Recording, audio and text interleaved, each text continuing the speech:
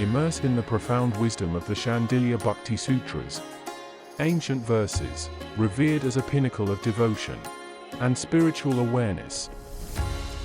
Under the guidance of His Holiness Swami Jyotirmayananda, plunge into the infinite ocean of this revered scripture. Discover its hidden truths. Embrace its transformative power. Awaken to new realms of divine love and spiritual awareness. The depths are calling. The deeper you dive, the more treasures you'll discover. And now, Sri Swami Jyotirmayananda.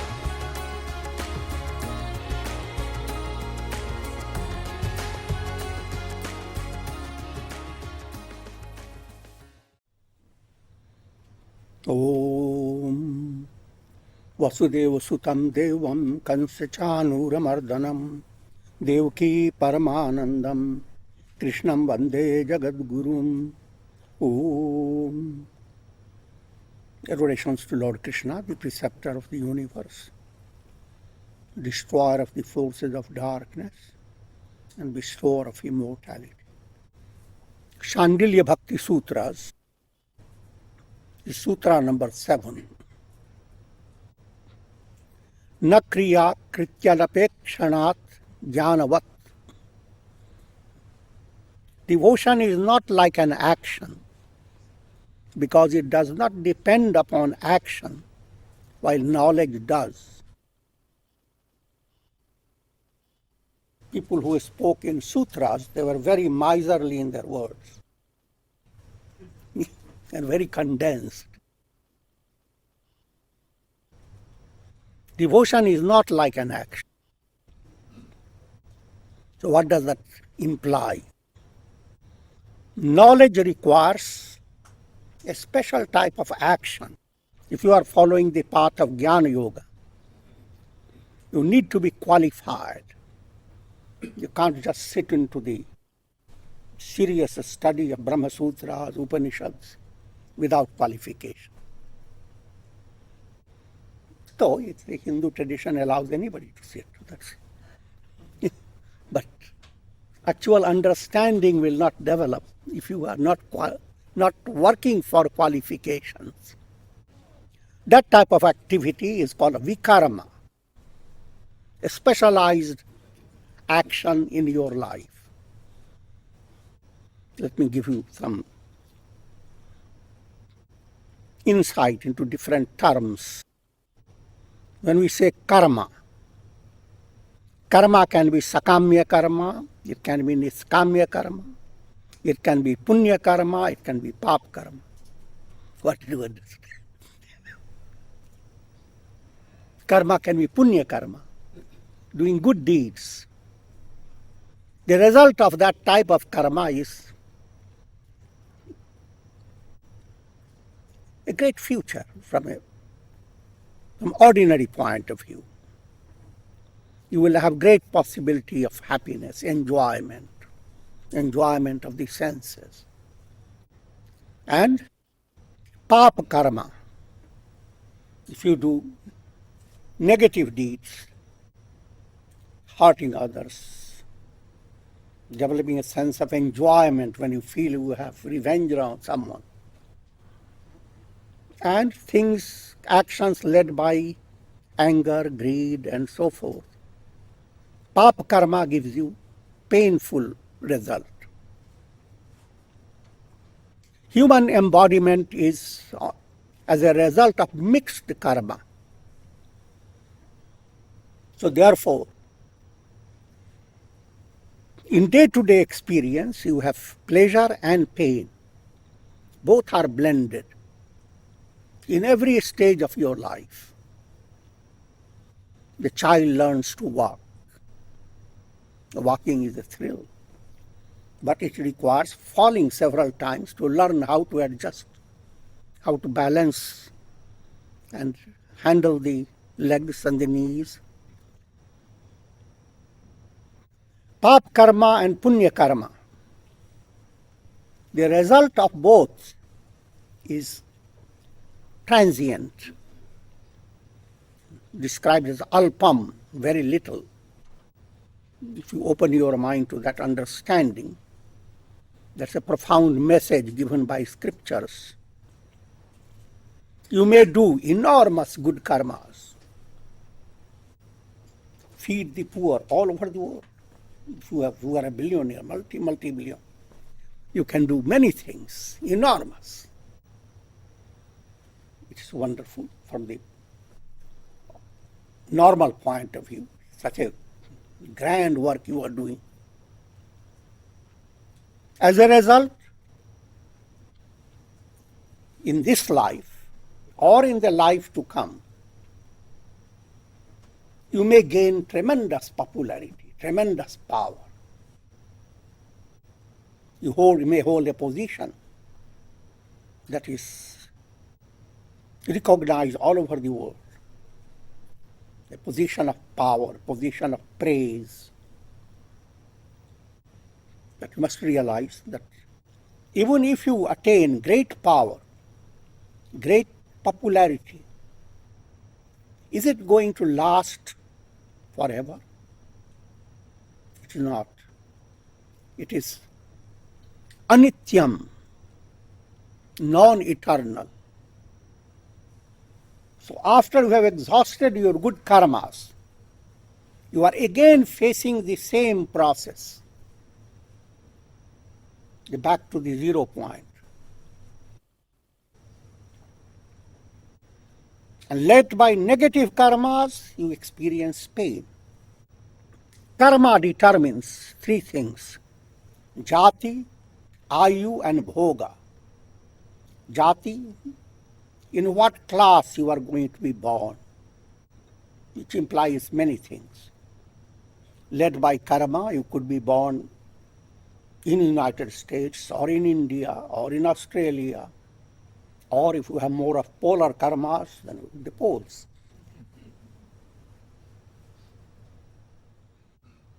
If your karma has become very crude, has turned into kind of a sick soul, then you are hospitalized. In God's plan of hospitalization, the soul enters animals, birds, numerous creatures. As any one of these pranis, jivas, the experience of pain and suffering is much more intense in human being, because there is mind, there is imagination, there is expectation. There is a capacity to work at the rational level, and there is potentiality to attain enlightenment. So therefore, animals constantly give you a philosophical teaching. Don't worry about the bank failures. Don't worry about... Be relaxed as we are. You may have enormous compassion for them, but they give you constant teaching. Don't worry about us. Worry about yourselves.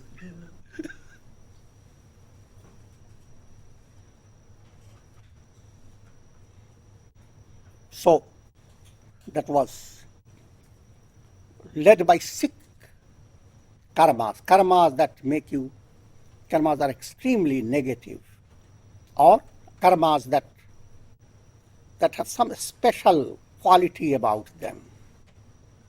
Karmas that need to straighten your spiritual movement.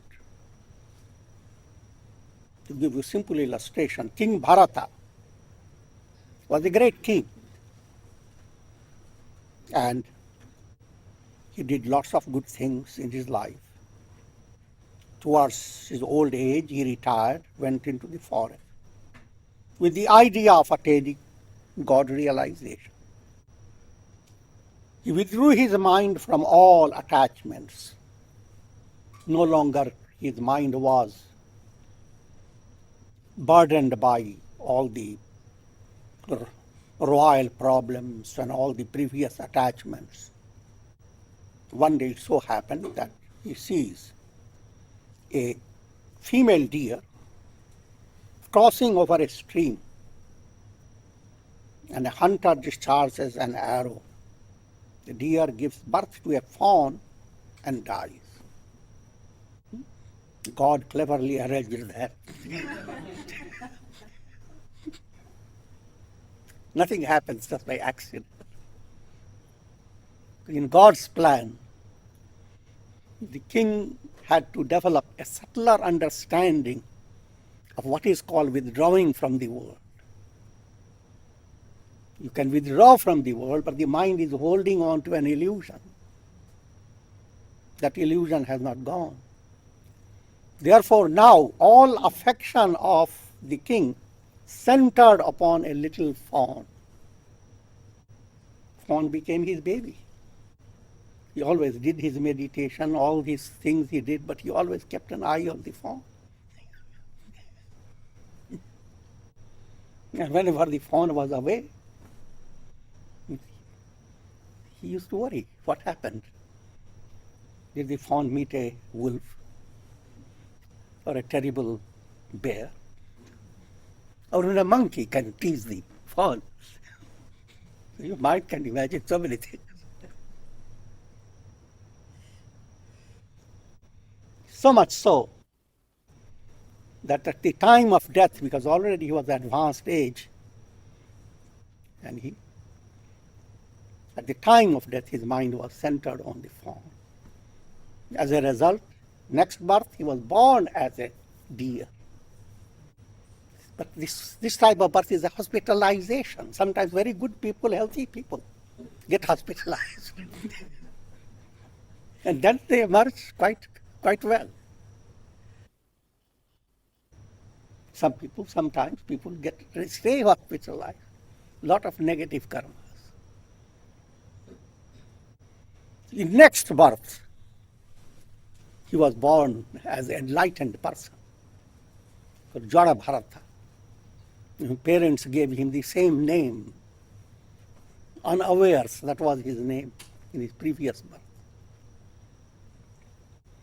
But they did recognize his greatness, because he came with enlightened mind, enlightened personality in the midst of civilized people, progressive people, who are constantly looking at good qualities in you that will make you prosperous, well established. And then they see Bharata, Jara Bharata, who doesn't recognize the difference with his family and other families. If he is given the task of watching a produce, something has been put into the farm and he is asked to watch it. But he enjoys seeing all the birds, etc. eat.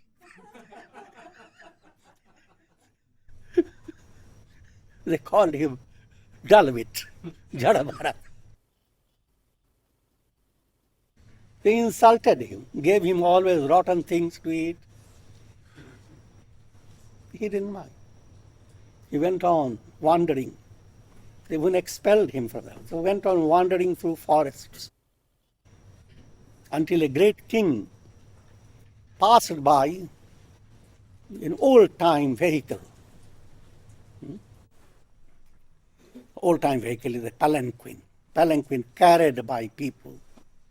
So he was seated in the palanquin and there were people taking him through the forest with royal people around him. Suddenly one of the pole bearer of that palanquin became sick, so they needed someone to substitute. And they went around and immediately found he's a very robust person, very strong and joyous. They caught hold of Jada Bharata and yoked him into that palanquin. But he was not educated, not trained. Also, he didn't have the sense of adapting. So, when palanquin started moving, there was so much of shaking and so much of jerky movement. He was also avoiding any creature on the ground. The king became angry and he said, "Are you sick?" He said, "No, I'm quite good." He said many other negative things, scolded him. "Have you not learned how to carry kings in a nice way?" He said, "Who is carried and who is the carrier?"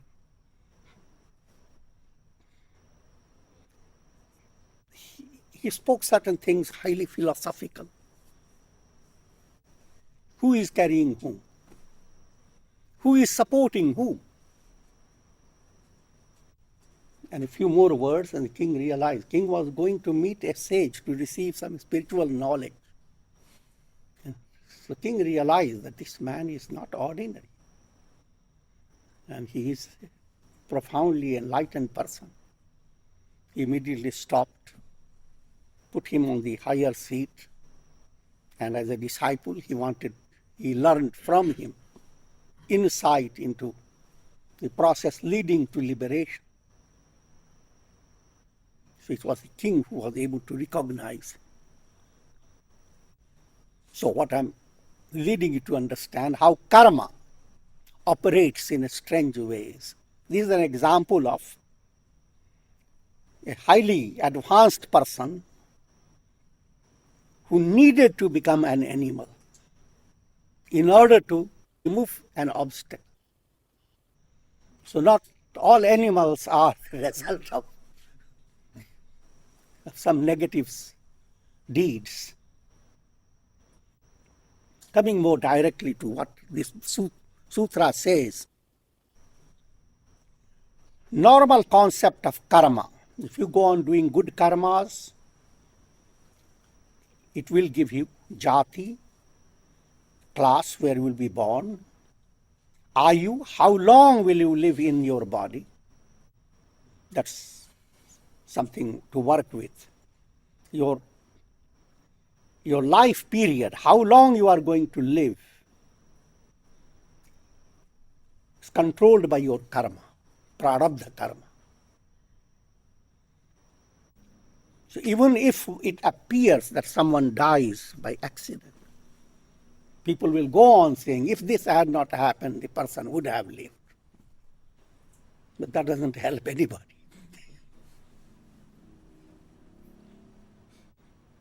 And if you look back, there isn't any person who has not met with situations that could have extinguished his life in a moment. Hundreds of times. And yet your prarabdha had not ended. But when prarabdha ends, one banana peel is enough.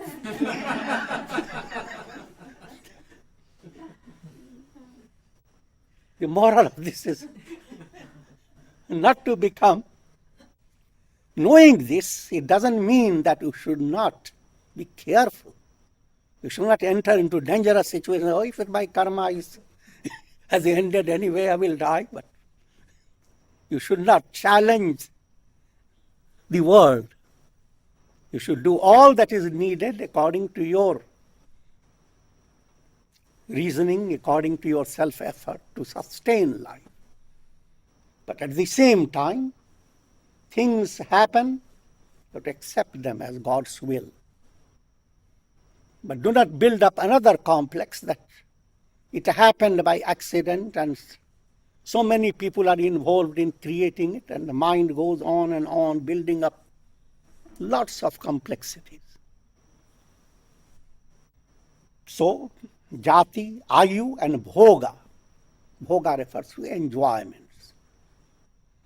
Enjoyments are relative terms. Even King Dasharatha had amazing bhoga, immense enjoyment. But he had immense sufferings also. At the height of enjoyment, he has Rama as his son. Kaikeyi brings about separating the king from Rama. Rama was sent into forest. Imagine the pain that King Dasharatha had to suffer. I can lead your mind to further extension. Even if you are an avatara, God's incarnation, don't think your life has become simple. You come with tremendous responsibility. Avatars suffer much more than human mind can imagine. And they give a lot of suffering through their parents.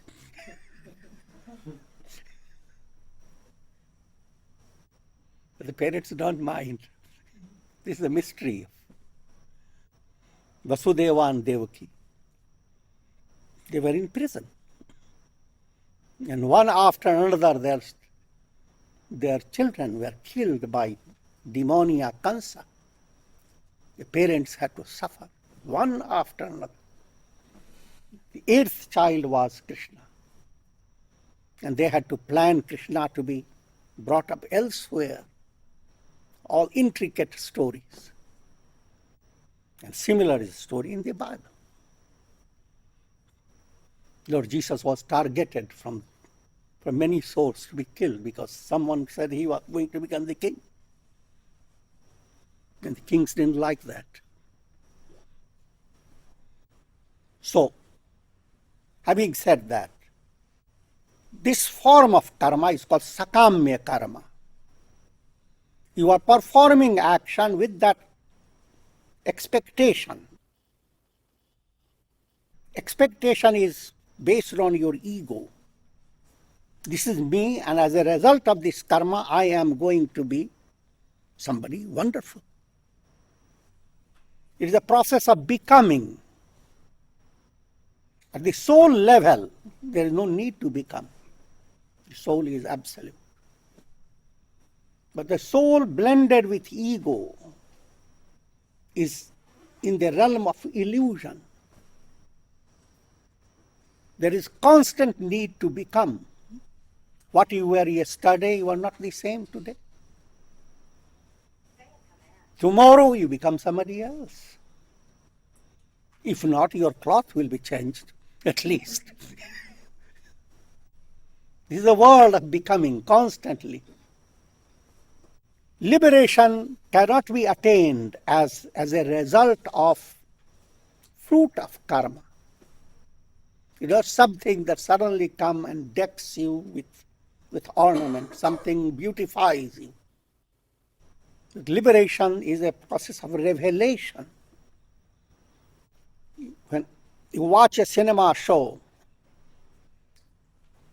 all that entertains you is the world of becoming. What the projections create. That's why you go to see the show. The screen that is the reality behind the show, that remains untouched. The reality behind all things you experience through your conditioned mind is the self, this God within you. All you experience on the basis of karma, that remains like projections. So that's why we call Maya. The entire world process is Maya. Sakamya karma keeps you in a world of Maya. Majority of people all over the world, they remain confined to sakamya karma. Even among majority of people, a vast number of people have no idea of that you continue from one life to another. Ignorance keeps them a little bit more relaxed.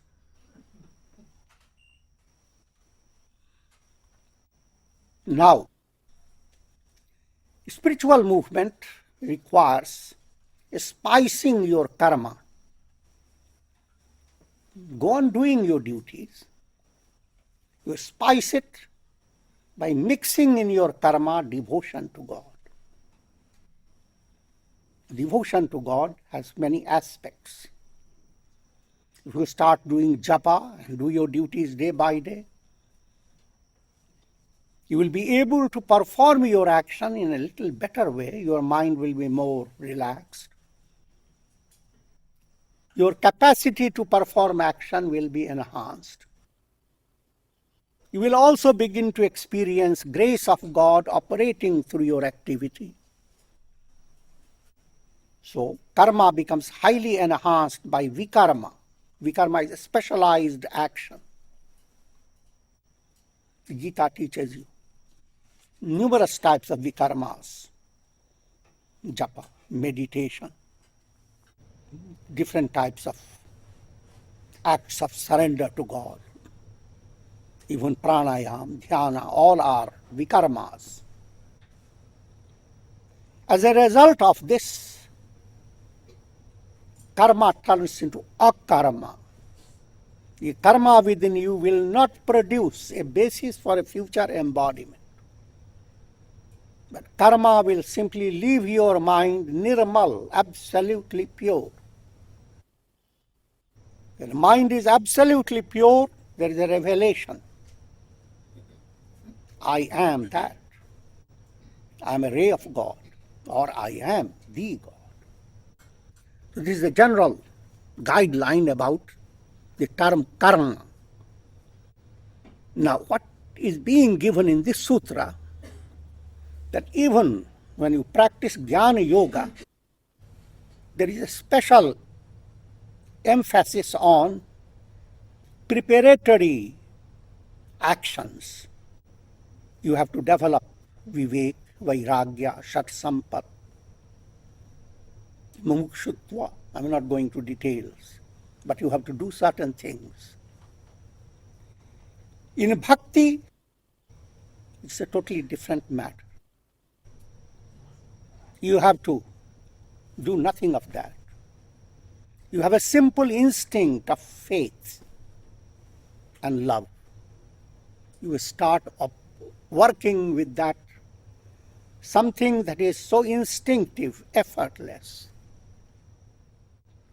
Allow your bhavana, feeling, to become purified. And purification of feeling is not based on how much you know, but how much qualitative love you experience. Therefore, I give you another parable.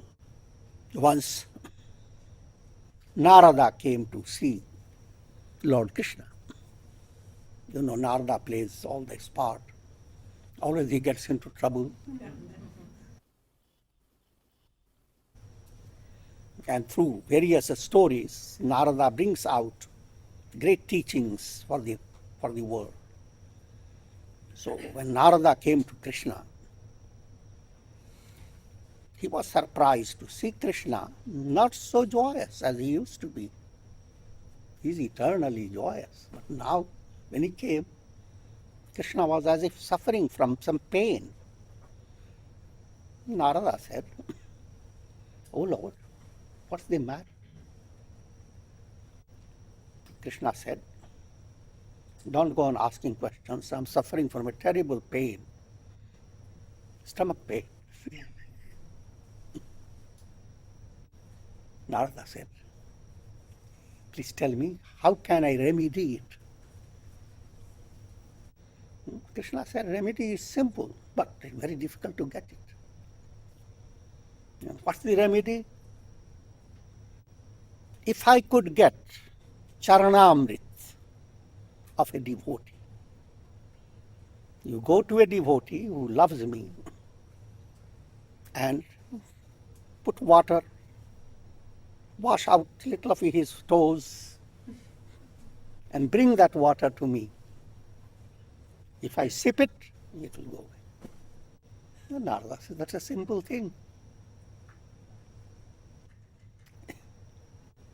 And he was ready to go. But Krishna stopped. Tell the person another half clause. Whoever makes Krishna drink water touched by his foot will go to hell. Terrible hell.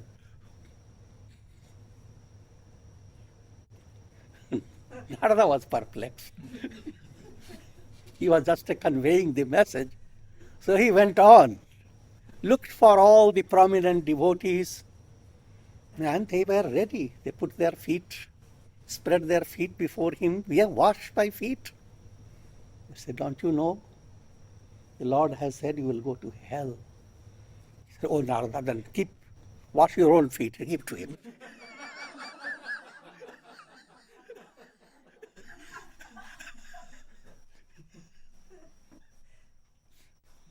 At last, Narada went to gopis of Vrindavan. Radha Devi was there. And when Narada came, all the gopis came, welcomed him. And Narada said, it's not a time to welcome, etc., not time to lose. Lord is having stomach pain, and you have the remedy. Radha Devi said, tell me, why are you delaying? Instead of building up all those words, just tell me. Lord wants charanamrit of your feet. You put your feet into the water, and when he drinks that water, he will be free. He says, why delay? She puts out her feet, which is already filled with muck from outside.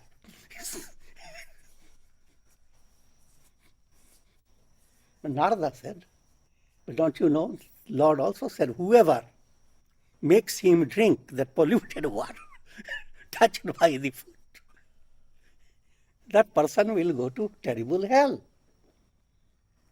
Radha said, what are you talking about, heaven and hell?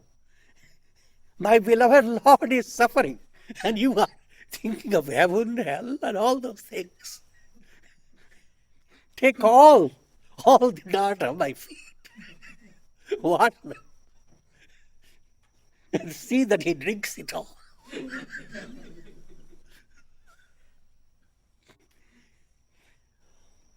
The story ends there. What happens after?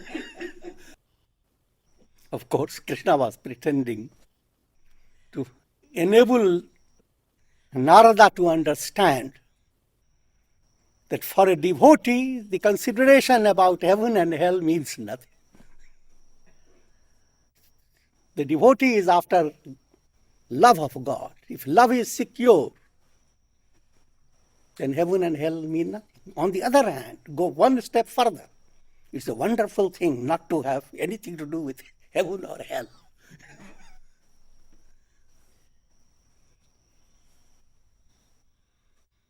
And that's a profound development in the mind, in sadhana. Coming to that state, we are not looking for modifying your karma.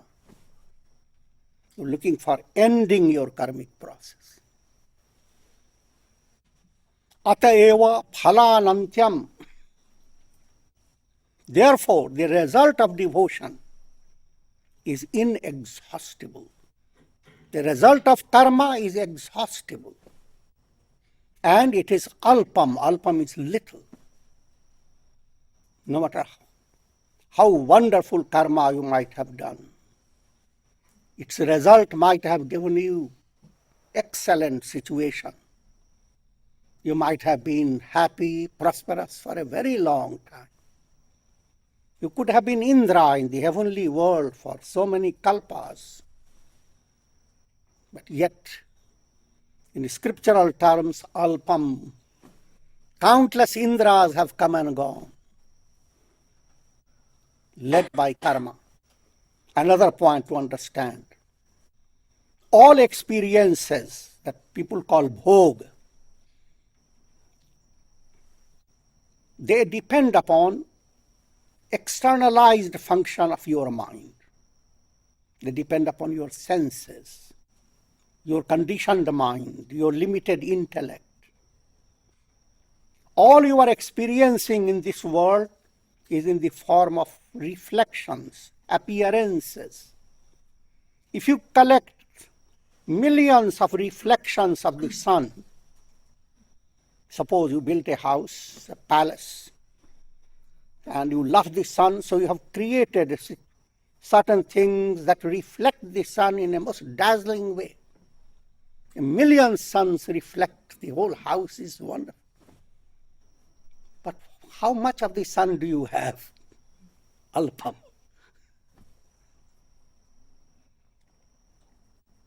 If you were to enjoy the world for millions of years in a most wonderful situation, how much really did you enjoy? How much happiness have you received? It's the same thing. You have collected reflections, enormous reflections, which end up to zero. But if you have turned your mind to God, and devotion has become your path of devotion, where there is increasing experience of divine feeling, the result that you experience is not alpam, not little, but boundless. Another important point, as devotion enters your heart, your sadhana becomes steady. You do not let in your mind stress, worry, anxiety. Even in this earlier stage of devotion, once your mind has developed a taste for divine love, that taste goes on growing day by day. Negative sentiments may exist in your mind, but you go on transcending them. Meera sings, "मैं तो राम रतन धन पायो." I have found a special wealth in the name of Ram. And in that song it says, "Nit nit hot savayo." The wealth that I earn from it goes on increasing 1.25 times every day. It's a compound interest.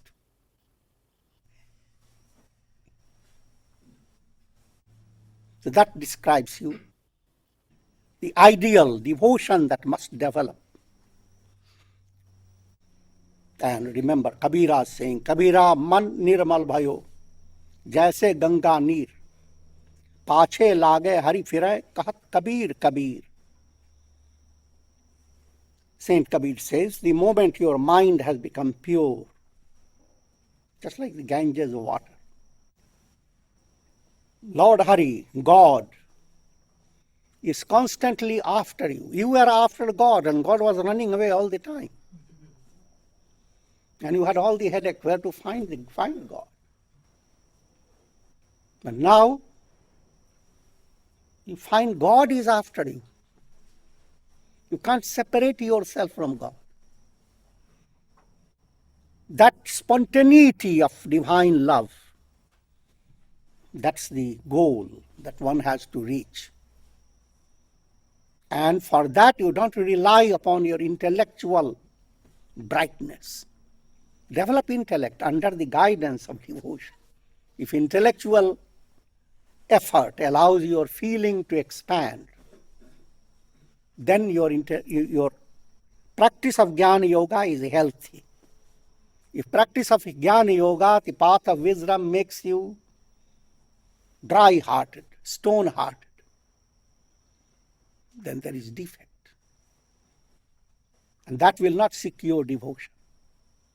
But if you have secured devotion, knowledge is secured as well automatically.